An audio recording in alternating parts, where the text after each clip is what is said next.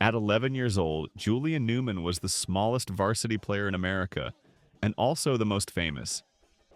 He was breaking ankles, dropping 30 on high school kids, and pulling in millions of YouTube views before he even hit puberty. He wasn't just a kid playing basketball. He was a brand, a show, a viral sensation. Year-old Julian Newman has found out firsthand the power of the internet. Julian Newman, they are taking the internet by storm with their incredible dribbling skills. 17-year-old Julian, he's been playing varsity basketball since the fifth grade. Unbelievable. That is unreal. Julian is already thinking college ball. He said he wants to play for John Calipari and the defending champion Kentucky Wildcats and wants to be like the Clippers' Chris Paul one day. But today, at 24 years old, Julian isn't in the NBA. He's not overseas. He's not even in D1. Instead, he's at a small Christian college in California, trying to prove he still belongs. So, how did the child prodigy with unlimited hype become a cautionary tale of wasted potential, born in 2001, Orlando, Florida? Son of a coach. Dad had him on a crazy training routine at 3 years old. 100 free throws, 200 floaters, 200 jumpers, every single day. By 5th grade, he's suiting up for Downey Christian varsity. 11 years old, 4 feet 5 inches, 70 pounds, guarding 18-year-olds. And still putting up numbers. Double-digit points and assists, leading the state in dimes. No one had ever seen a 5th grader doing this. In 2012, Scouts Focus drops a mixtape.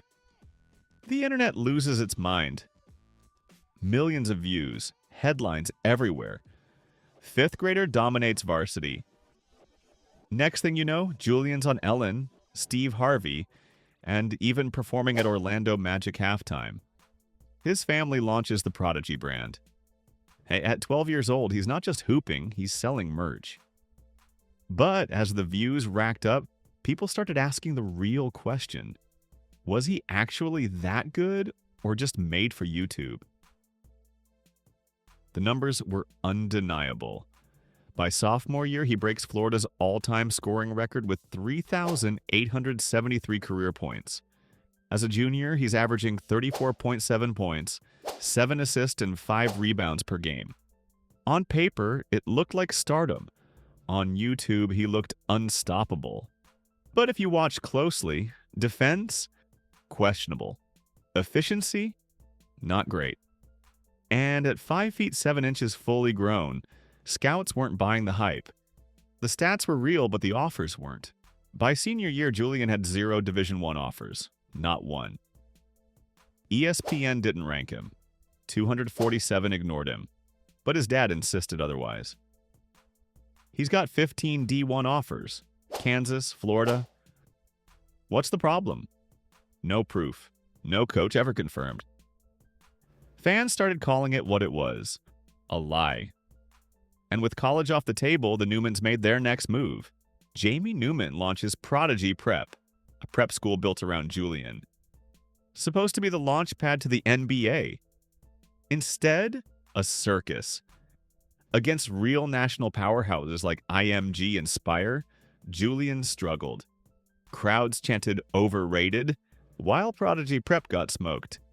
It was the first time the hype machine met reality, and reality won. So Julian pivots.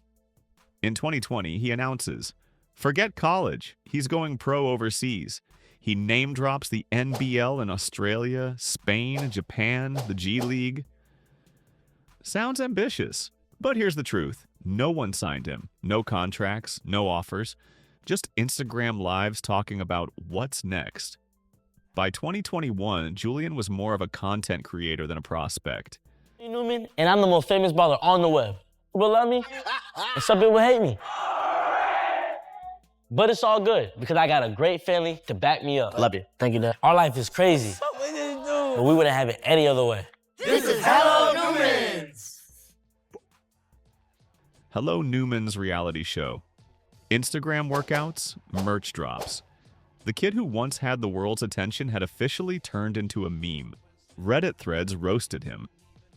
YouTube comments. He peaked at 12. Meanwhile, LaMelo Ball, who had the same mixtape hype, was drafted top 3 in the NBA.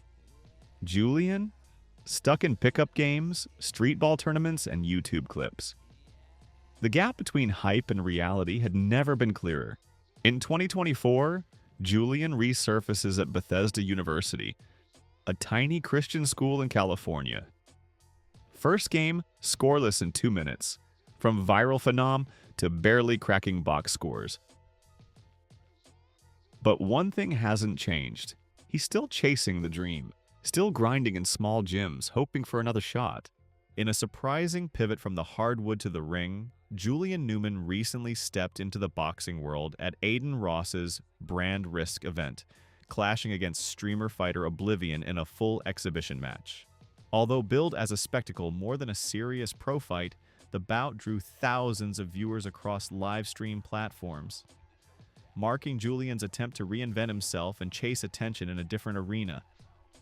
The fight's reception was mixed. Some praised his audacity to compete, others saw it as a further step away from his original basketball promise. So, was Julian Newman a prodigy who got screwed by his size, or a cautionary tale of hype over skill? On one hand, youngest varsity starter ever, record-breaking scorer, an inspiration to undersized hoopers. On the other, no D1 offers, no overseas contract, and a career that never left YouTube. Julian Newman's rise was legendary, his fall was brutal. But the real lesson? In basketball, mixtapes don't lie until they do.